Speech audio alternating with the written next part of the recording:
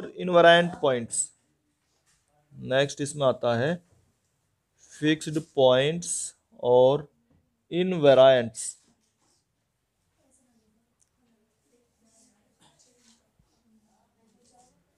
Invariant points तो ये क्या है? फिक्स पॉइंट इसमें बोला है इसने the points which coincide with their transforms, जो अपने ट्रांसफॉर्म के साथ कोइंसाइड करते हैं, ऐसे पॉइंट हमारे फिक्स पॉइंट कहलाते हैं।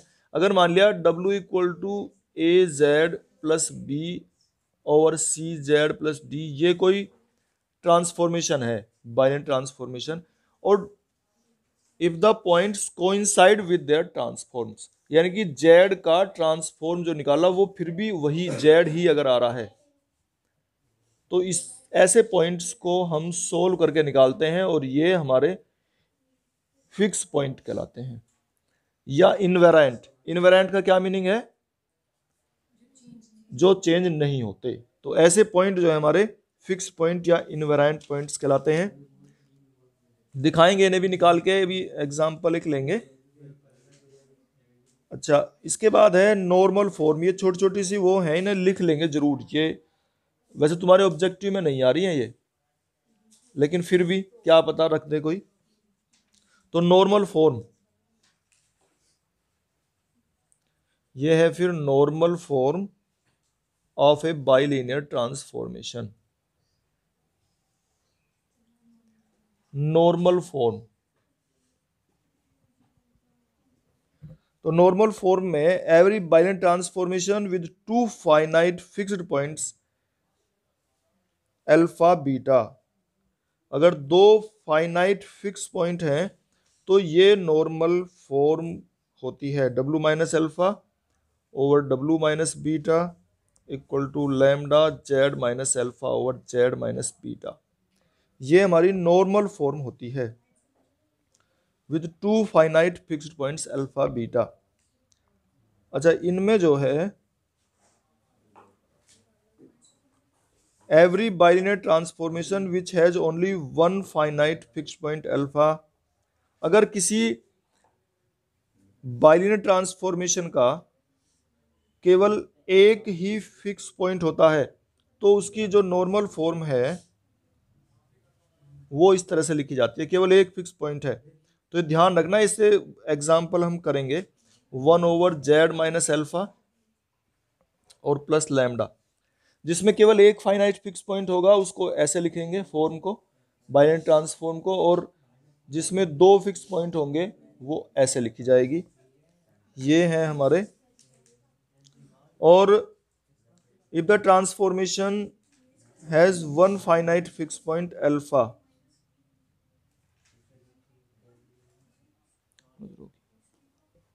If the transformation W equal to A Z plus b, ये तो हमारी ट्रांसफॉर्मेशन है ही, over C Z plus d has one finite fix point alpha. इसका एक फाइनाइट फिक्स पॉइंट तो अल्फा है, and the other infinite fix point,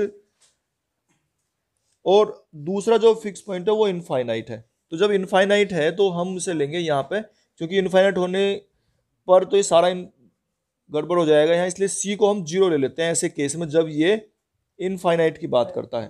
तो सी को हम मतलब इसको हटा देंगे यहाँ से, पूरी टर्म को ही हटाने की कोशिश करेंगे, इसलिए सी को हमने जीरो ले लिया।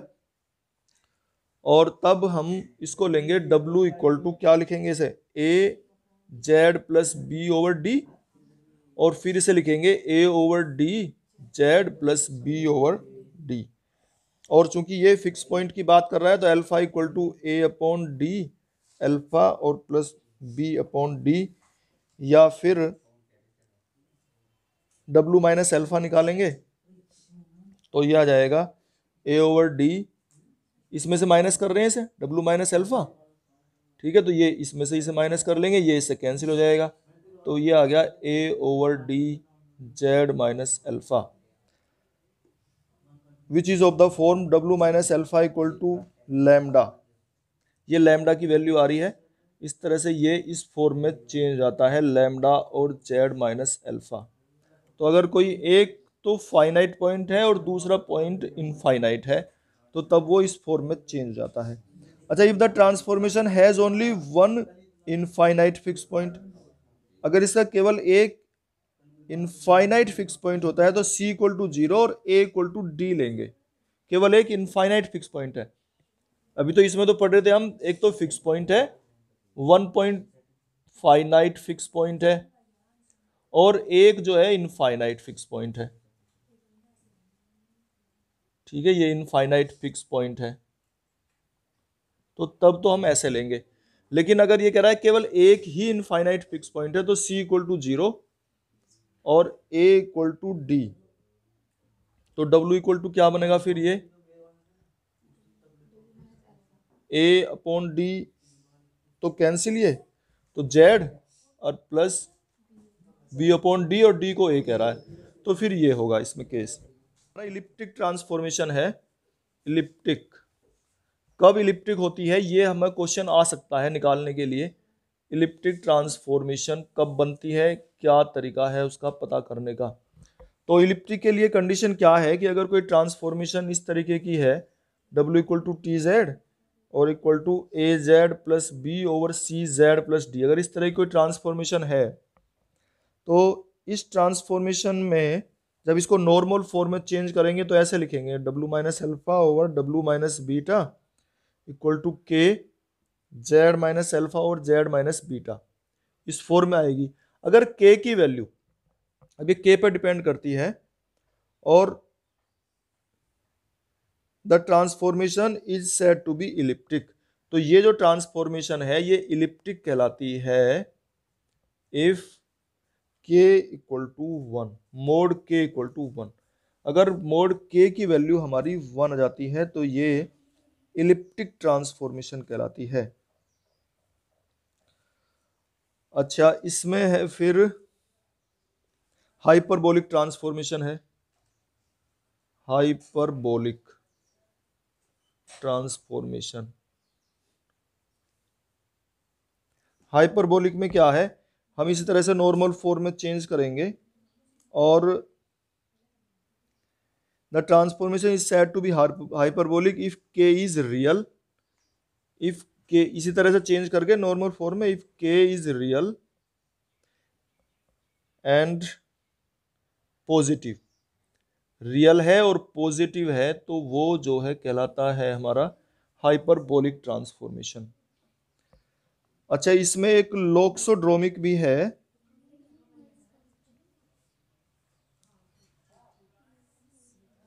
k is replaced and then the hyperbolic transformation with k, इसमें ये है कि इफ इट हैज, जो हमारी नॉर्मल फॉर्म आ रही है इसमें, if it has two fix points, अगर दो फिक्स पॉइंट होते हैं, then it is called loxodromic, तो ये कहलाती है लोक्सोड्रोमिक ट्रांसफॉर्मेशन। अच्छा, इसके बाद है पैराबोलिक ट्रांसफॉर्मेशन है। पैराबोलिक के लिए है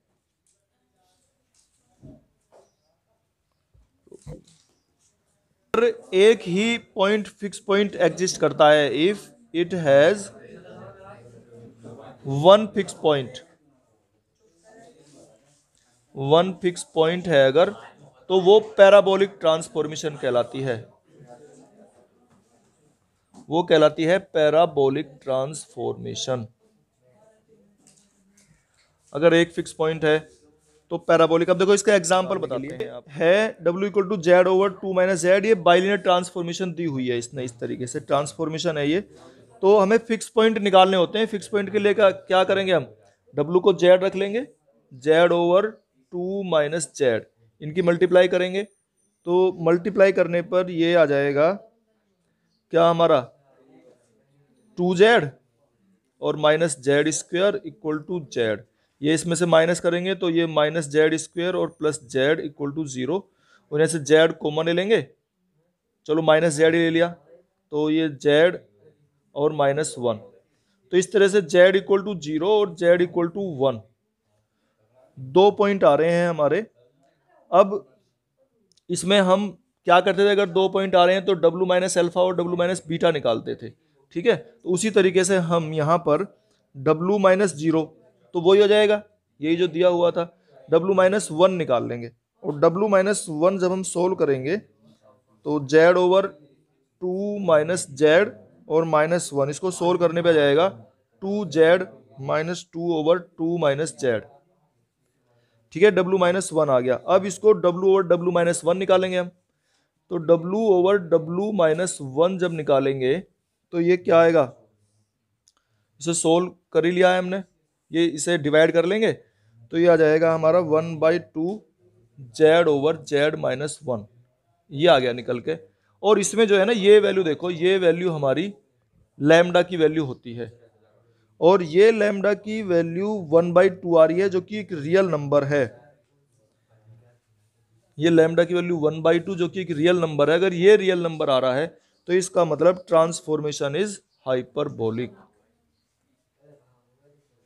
तो ये ट्रांसफॉर्मेशन जो है हमारी हाइपरबोलिक कहलाती है। इस तरीके से हमें ये आ सकता है एक नंबर में क्वेश्चन, आसान सी क्वेश्चन है ये, इसको सोल्व करके निकालना। तो ये हाइपरबोलिक है, क्या है ये हम निकालते हैं। इक्वल टू दिया W इक्वल टू, जो ट्रांसफॉर्मेशन दी हुई है, W equal to 3Z minus four और Z माइनस वन, ये है हमारी ट्रांसफॉर्मेशन। तो इसमें फिक्स पॉइंट के लिए क्या करते थे, W इक्वल टू Z लिख लेंगे हम, और Z इक्वल टू यह जाएगा 3Z minus four over Z minus one, इनकी मल्टीप्लाई करेंगे तो ये Z square minus 4Z plus four आ रहा है, और ये Z माइनस टू का whole square equal to zero आ गया। तो यहाँ पे केवल एक पॉइंट आ रहा है 2, ठीक है, 2 आ रहा है तो ठीक है। इसे W इक्वल टू था, अब हम इसे इसकी मल्टीप्लाई कर लो, इसमें ये हो जाएगा WZ minus W equal to 3Z minus four, ये आ गया। और इसमें जो है हमें देखो, जब एक फिक्स पॉइंट है तो ध्यान करो हमने कैसे बताया था, 1 ओवर W माइनस एल्फा, इस तरह से बनानी है हमें ये, है ना। तो इसी तरह से बनाने के लिए इसे W माइनस एल्फा यानी कि 2 लिखो, इसे W माइनस टू, और Z माइनस टू इसे लिखो जरा, क्या होगा, इससे क्या फर्क पड़ेगा। देखो W की मल्टीप्लाई Z में, तो WZ तो इसमें आ रहा है, और W की मल्टीप्लाई इसमें करेंगे तो माइनस 2W आना चाहिए, तो प्लस 2W लिख दो यहाँ पे, मतलब हमें बैलेंस रखना है ना इसलिए। अच्छा, माइनस 2Z आया तो इसमें प्लस 2Z रख दो, और इसकी इसमें मल्टीप्लाई तो कितनी आएगी, प्लस 4, ये प्लस 4 आ रही है तो माइनस 4 रख देंगे। और ये तो हो गया इस साइड का, और इक्वल टू क्या है फिर 3Z माइनस फोर, चाहे इसे भी इस साइड ले आओ तो ये माइनस 3Z हो जाएगा, प्लस 4 हो जाएगा, इक्वल टू 0, ऐसे लिख सकते हैं हम। अब इसे सोल्व करो, तो सोल्व करने पे क्या होगा, माइनस 4 प्लस 4 कैंसिल, ठीक है। अब ये क्या बन गया, W minus to Z minus to minus, अब इसमें देखो क्या है? हाँ माइनस W रह गया है ना, जो है इसे लिखो, चलो माइनस W लिखेंगे, ये लिख लिया हमने। अच्छा, अब ये बन गया हमारा, इक्वेशन बन गई W minus to Z minus two और प्लस 2W माइनस W, कितना हो गया W, और यहां से आ गया माइनस Z, और क्या बचा है, बस इक्वल टू 0, ठीक है। इससे डिवाइड कर दो, W minus to Z minus to से, इसे डिवाइड करने पे क्या होगा, एक W माइनस टू, इसे उसमें भी तो लिखना है ना हमें। देखो W और Z अलग अलग कर लो, W और Z को अलग अलग करेंगे, इसमें से माइनस साइन कॉमन लो, तो माइनस साइन कॉमन लेने पर Z माइनस टू और W को अलग, plus W minus two equal to 0, इसे ऐसे लिख लो अलग अलग करके। अब इससे डिवाइड करो W minus to Z minus to से, तो जब डिवाइड करेंगे यहाँ जाएगा 1 माइनस, यहाँ डिवाइड कर रहे हैं तो 1 over W minus two plus 1 over Z minus two equal to 0। अब हमें ये फॉर्म में चाहिए, इसको ले जाओ उधर, तो देखो ये क्या बनेगा, ये इस फॉर्म में आ गया जो हमारी नॉर्मल फॉर्म में लिखना होता था, 1 over W minus two equal to 1 over Z minus two और प्लस 1, ठीक है, ये इस फॉर्म में होगा, नॉर्मल फॉर्म ये आ चुकी है हमारी। जब एक फिक्स पॉइंट होगा, क्योंकि टू फिक्स पॉइंट था हमारा एक, तो उसके अकॉर्डिंग हमें ये निकालना है 1/w minus alpha equal to इस फॉर्म में। और जो ये फॉर्म आ रही है ये पैराबोलिक फॉर्म कहलाती है if there exist only one fix point. इसका केवल एक फिक्स पॉइंट अल्फा है तो ये पैराबोलिक ट्रांसफॉर्मेशन होती है।